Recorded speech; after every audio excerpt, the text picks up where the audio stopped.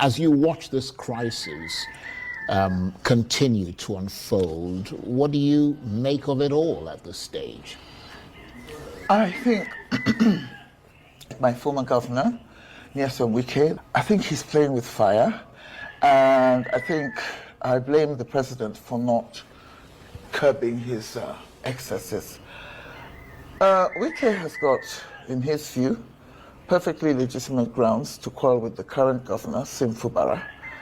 And I know Wike much, much better. In fact, I don't know Fubara at all. I've only met him once briefly.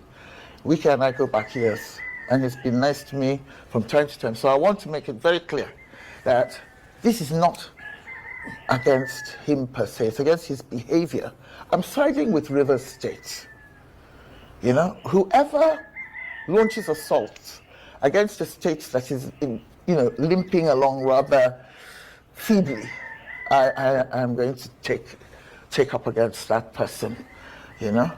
But it's that Wike is playing with fire. His attacks on the Ijaw nation are unwise. President Tinubu this week received some Niger Delta elders in the presidential villa and was, dishing out benign advice in a rather sort of magisterial Olympian way, advising them to talk to the governor, saying the governor should respect the rule of law, listen to the judiciary, which, by the way, the Supreme Court had, as we know, humiliated him the week before.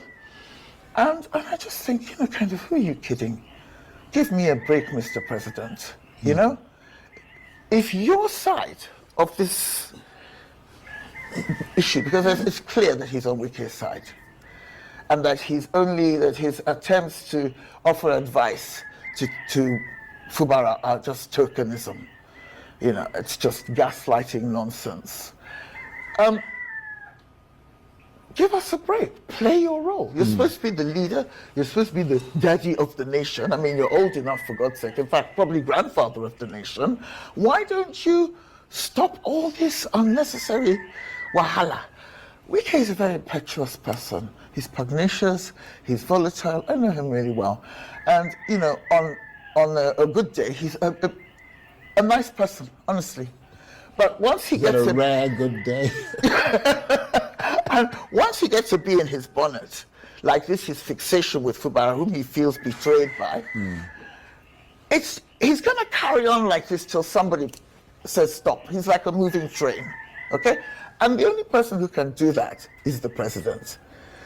I say this, even if Wike was my husband or my same mother, same father, sibling, I would tell him what I'm saying now. Stop. Yesterday, of course, hugely eventful in Rivers State. Today, slightly less fraught, but the intrigues continue not far below the surface. What do you make of the resumption of hostilities? Because it sort of goes off, and as we used to kid around in those days, I'll see you tomorrow, we'll resume hostilities tomorrow. But they kind of resumed hostilities in the last few days, and it kind of came to a head yesterday. What do you think of that very public resumption of hostilities? When the governor went to address the 27 lawmakers and was locked out. Well, I mean, that was just completely out of order. It's rude. It's probably illegal, but it's just unnecessary. And these are 27 people who clearly, they left PDP. They were received publicly into APC. And now because of, a dicey judiciary and all kinds of strange Niger shenanigans, we're now being told that they didn't leave, okay?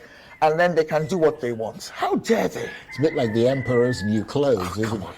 I mean, everybody knows the emperor's starkers. The starkers. But, I mean, people are saying, well, what a jolly nice gown you've got on.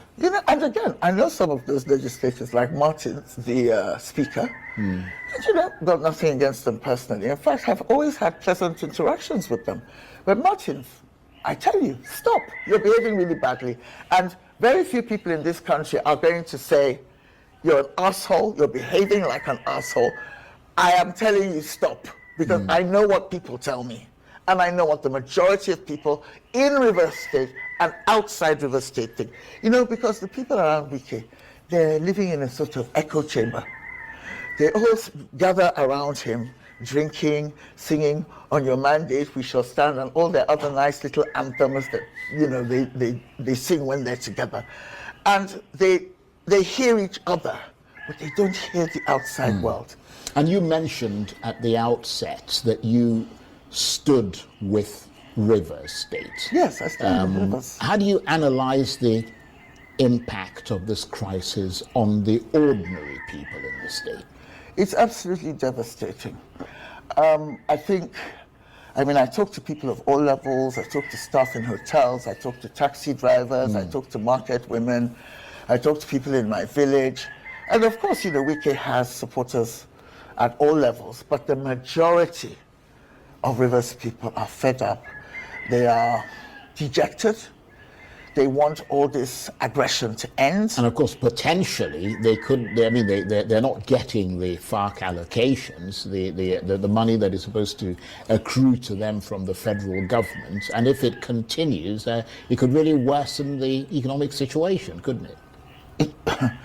That's another very critical point. One of the reasons I intervened by making 1 or 2 podcasts and writing 1 or 2 articles is because I'm really concerned about the economic situation in Rivers State. Now, you have 3 main cities in this country, which is Port Harcourt, Abuja, and Rivers. Now, Port Harcourt, Abuja, and Lagos, should Port Harcourt not be some kind of shining city on a hill? I mean, that's where the oil comes from. I mean, Rivers is the capital of the oil industry, right? Yet it's sort of staggering along painfully. Its economy is shot to pieces. It used to be, I have a friend who owns a housing estate. It used to be full of people coming in from outside to do business in Rivers State, mostly oil business.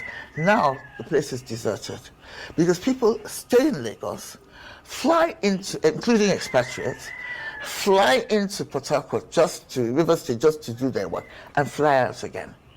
So they're not contributing to the local economy in terms of, you know, the social impact, the economic impact. And I just feel as if Rivers State is treated like a cow that should be milked and not loved. Right, you mean Rivers State. Yes, I'm so sorry if I said that. Yeah. So we're just being used, abused. The money that Tinubu and his people are enjoying so thoroughly, it comes from us and our neighbors, our brethren in the Niger Delta. I want some respect. I want some care.